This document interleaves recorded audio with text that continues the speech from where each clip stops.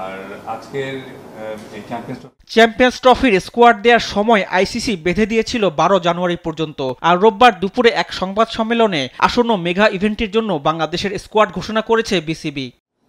সুমাইয়া সরকার, Parvez Hossain Emon, Mushfiqur Rahim. Injury কাটিয়ে দলে ফিরেছেন নিয়মিত অধিনায়ক নাজমুল হোসেন শান্ত। চ্যাম্পিয়ন্স ট্রফির দলে কারা থাকছেন তা নিয়ে বেশ কয়েকদিন ধরেই নানা গুঞ্জন চলছিল দেশের ক্রিকেটাঙ্গনে। অবসর নিয়ে তামিম ইকবাল আর আন্তর্জাতিক বোলিংয়ে নিষেধাজ্ঞায় পড়ায় সাকিব যে থাকছেন না সেটাও নিশ্চিত হয়ে যায় আগেই। এর বাইরে পরিচিত মুখ হিসেবে বাদ পড়েছেন লম্বা সময় ফর্মের জন্য লড়তে থাকা লিটন দাস।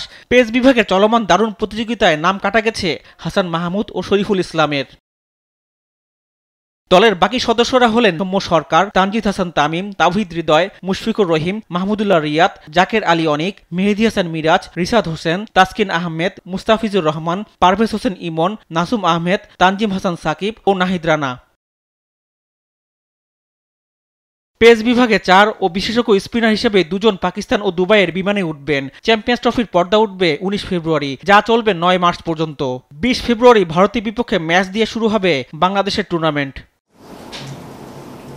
রিফাত আঞ্জুম, দেশ টিভি, ঢাকা।